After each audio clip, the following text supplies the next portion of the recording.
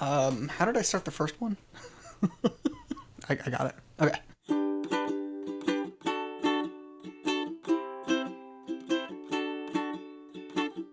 Hey everybody, welcome to episode 2 of the Adventure Twins. I'm Jon, I'm one of the twins. I'm Jacob, I'm the other twin.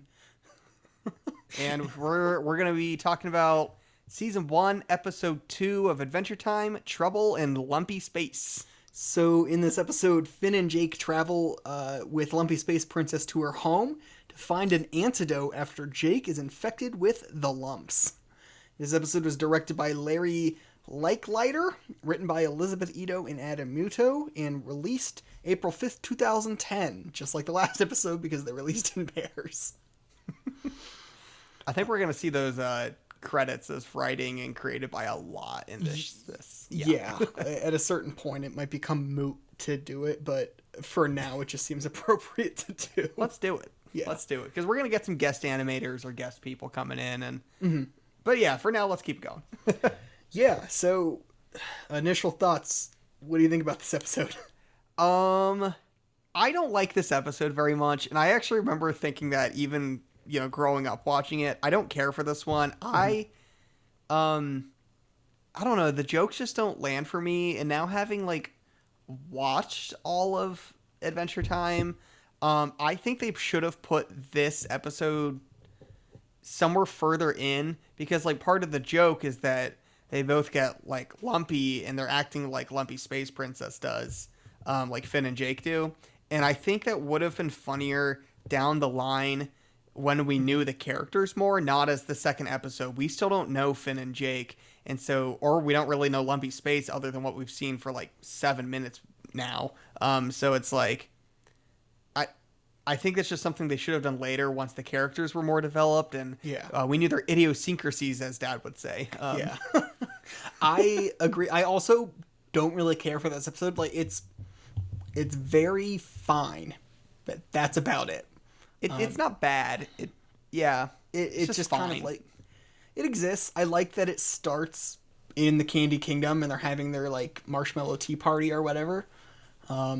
It ties in. It's oh yeah, okay, these places exist beyond one episode. So kind of episode structure. They're having a little tea party in the Candy Kingdom. Lumpy Space Princess, LSP, I'll just say that, it's easier. LSP is there, accidentally falls on Jake and bites him, and he gets the lumps, and so he's gonna turn lumpy, which is a bad thing, of course. Yeah. And I like how they just it's kind of like werewolf rules, and they're okay, cool, yeah, we don't have to explain this anymore. We all understand what a werewolf is. Let's just do that. Yeah.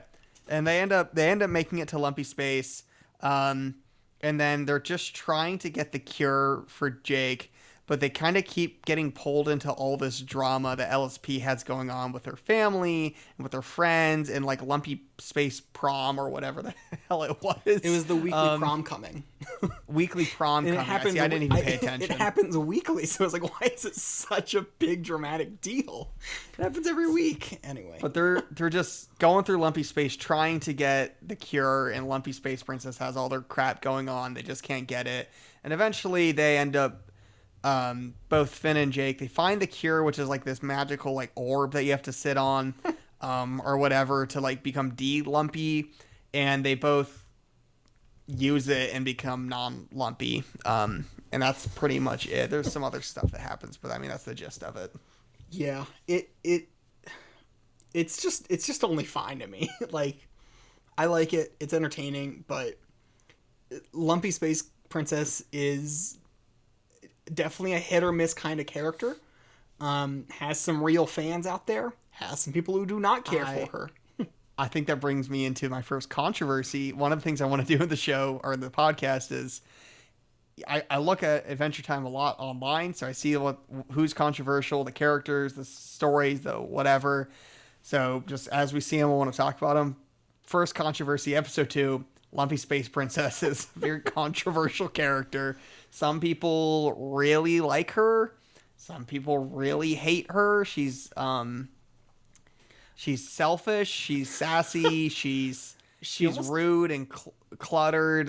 She doesn't always feel like she even fits into the show. Just the way she speaks is so like she exists and like she would actually go to like the mall and exist. Like she feels like a lot of people you may know. Yeah. Just the way she talks is like, oh, this is a real person. on the thing about her talking, they do change her voice, or so like this is not the normal Lumpy Space Princess voice we hear. That will change down the line, but it is. I thought that was kind of interesting. Series creator Pendleton Ward is the voice of LSP. Yeah, yeah. But yeah, as far as the controversy of LSP, I am not a huge fan of her. I think the jokes land for me. Like I see the humor and I think it's funny. She's so selfish though, and I just don't like her character because of that. And the one episode that comes to mind the most is when she's babysitting Sweet Pea, and it's Sweet Pea, right? I'm not yeah. Tree Trunks' kid. Yeah, Sweet Pea. Yeah, the Lich. And we're just spoiling everything. Sorry, if you're listening, you've watched the show. Maybe, hopefully. Anyways, or you have no idea what we're talking about. these are nonsense words. Old frickin' frack down not the Beelzebub. Like just we used to drink nonsense. We used to drink soda. We used to play jacks down at the soda fountain. That's it. No one knows what you're talking about, you old man. No, he says no one knows what you're talking about, you idiot. You know how you talk to your grandma. That's it. Anyway, this is now a John Mulaney podcast where we talk about John Mulaney jokes. Yeah, I clearly am not good at quoting that. But yeah, I'm not a huge fan. She's selfish. Whenever there's an LSP episode, I'm normally just kind of like, I gotta get through this one. Some of the jokes do land, but I'm just not a huge fan because she's so self-centered. And I just can't get behind that. Yeah. LSP hit or miss. Has some moments that I think are hilarious. Sometimes that sort of like online text lingo speech patterns, like I think they're funny, but like you said, she can just be really unlikable as a character. I mean, I like when the way to get to Lumpy Space is through like the frog portal, and he asks for a password, and she goes, "Whatever, it's 2009." That's funny. Yeah, it's like it's a funny line. Also, I mentioned this in the last episode of like, we don't know how much they had really figured out in the lore yet. So a direct reference to, it's 2009, I guess. It could be, funny. For all we know. Yeah. And it's also funny because this is 2010 when the show came out, so I'm like, maybe they recorded this in 2009? I don't know. Yeah, I don't know how long. Animation takes a while, but I don't know where in that process the actual voice acting is. It's only like 4 months. I genuinely couldn't tell you. Very well could have been 2009 when she recorded, or when that line was recorded by, is Pendleton Ward, right? Yeah. Yeah. I mean, like, I get why LSP shows up so much in the show. It's a character voiced by the series creator, which means probably very likely a character he had come up with since the beginning. Conceptually, Lumpy Space Princess just feels so strange. It's like, first episode we have, it's the Candy Kingdom with Princess Bubblegum. And it's like, yeah, that makes sense. That sounds like a thing that, and it's like, all right, who's the next princess we get? Lumpy Space from Lumpy Space. What the hell is Lumpy Space? It's like, it takes such like a, all right, we gave you one that makes any sense. Here's just like, what the fuck is this? Because like a lot of them make sense. You have like, you have like a hot dog princess, and you have like berry princess or breakfast princess, but then like Lumpy Space. Even like Hot Dog Princess is also a weird concept, but it's like, yeah, sure, whatever. It's a lot of food based. Slime Princess, Hot Dog Kingdom, Fire Princess, but it's like, yeah, all right, I guess Lumpy Space is its own separate world. And that's the second one they give us too. They don't even like do all the little foods and stuff. They just go straight into Lumpy Space. I love that. Within Lumpy, I don't remember how often we actually go back to Lumpy Space. That was actually something I noted. Do we actually see it again, other than the very last episode? I don't remember. Like, I don't remember. We might. Lumpy Space. I don't remember. I like that when they're just kind of doing your little establishing, kind of panoramic shot of Lumpy Space. You just hear a bunch of farts. It's stupid. It's just like, yeah, the ambient noise of Lumpy Space is just farting. Yeah, farts. I mean, show's aimed at like elementary school or middle schoolers. I mean, farts are peak comedy, and it still is. I mean, that's funny. Another thing I had in my notes, what we already just said, I just put, what the hell is Lumpy Space? It's such a weird concept. It reminds me of the scene in Tenacious D where it becomes Bigfoot and they're floating through the clouds. Oddly reminds me of that. I don't. I mean, LSP, LSD, you know? Could it just be one? My grasping I think it was straws. Little, I wouldn't call this a continuity error, but so the antidote is just that orb that they sit on, and they steal it from the three dudes who share it to become smooth, to become non-lumpy. I was wondering, are those three people who were also bitten and became lumpy, and then they have to sit on that to de-lump themselves, or are those natural-born lumpies who want to be smooth because they don't like the way they look? You know what? Because if you know, what are the racial politics of Lumpy Space? Is there like a class division between like lumps and smooths? Like, it sounds like some of them are favor smoothness, but then others are just like they're wannabe smooths. You know, real big Sneetches energy. Like, yeah, being smooth is better, but as soon as everyone's smooth, suddenly being lumpier is better.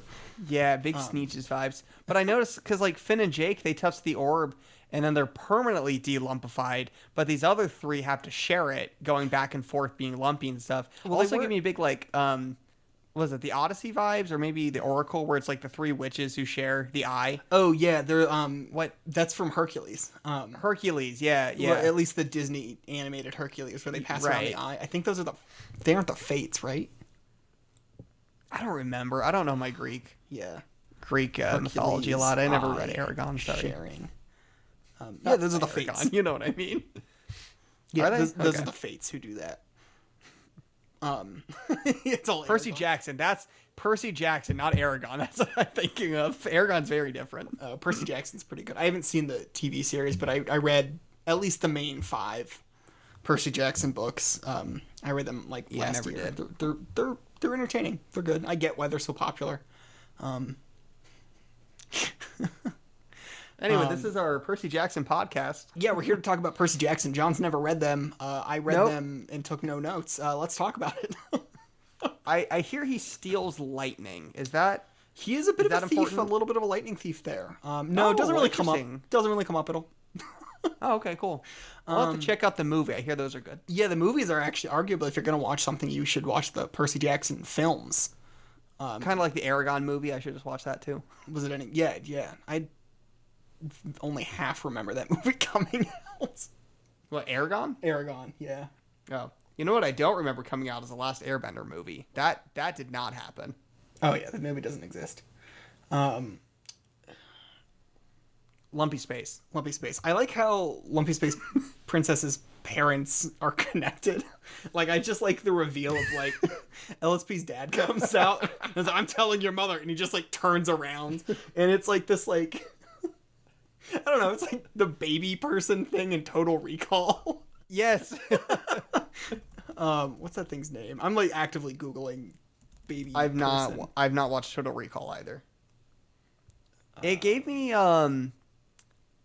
Fallout, one of the Fallout games, or I think it's several of them. There's like a dude who got turned into a tree, and so he's kind of like this like morphed tree person. It kind of gave me those vibes. Yeah. Yeah. It's like the weird body morph thing. It's like, all right, I guess this sort of funny, like body humor thing is like just lumpy. It's like, what are the rules of Lumpy Space? I have no idea what this is about. That's part of the joy is they don't give you any backstory other than it's werewolf rules and it's Lumpy Space. Have fun. Just Yeah. It's like the Candy Kingdom. The Candy Kingdom's like cute, so we don't like question it as much. Now we're questioning Lumpy Space, but it's the same role here. I mean, just don't question it. Have fun. Because when Jake becomes lumpy, I guess that means they fly. They physically get lumpy, but also they start talking like that. Like they get this almost like nasally. like Valley Girl. I'm going to do over here. Like, Yeah. yeah. It's Is that like part I of guess being lumpy? that's part of being lumpy is the way you talk. But then it's like Melissa, Lumpy Space Princess's friend, doesn't talk like that. She's got the really high pitched Exactly. voice. And I think in the Elemental storyline, they established that Lumps is like the anti-element or something to counteract all the other. Like they get so much fucking lore. into what the Honestly, hell a part of lump me, is. just like the weirdness of lumps, like Melissa and her boyfriend, LSP's ex-boyfriend Brad. Their names are Melissa and Brad, but then the other character is Lumpy Space Princess. Like, Yeah, what's does she have an actual name, or is she just LSP? I mean, granted, like Bubblegum has a name, so it's like, yeah, Bonnabelle. yeah. So I don't, there's just no rules in Lumpy Space.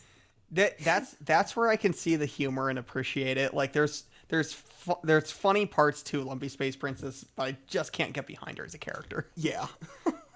Trying to think other fun things you noticed. I noticed that when Finn turns lumpy, in a way to sort of like sacrifice himself for Jake, that his hat, his like hood thing becomes part of the lump. Are the lumpy people naked, or because not all the other lumpy people have? And that's like, this is one of those, like, we're maybe looking at this show a little bit too close. But I mean, like, do the Lumpy lumpy Space people wear Princess clothes? puts on a dress in one episode, so like, Yeah. do they wear clothes? Or are they just naked the whole time? Yeah. Who really knows? The Lumpy Space has no rules, apparently. I love that. One of the questions I asked myself, so Jake can stretch. Can he like outstretch the lumpy disease? Like, does it have to hit a certain point? Like, does it have to reach his brain before he becomes fully lumpy? Like, how does that work? Is it 'Cause I was like applying a thinking there's- tourniquet or something? Like if someone were like, Yeah. someone like gets injected with venom or something. Yeah, do you does it just, have like, to tie reach a off the certain leg point? so it can't move further?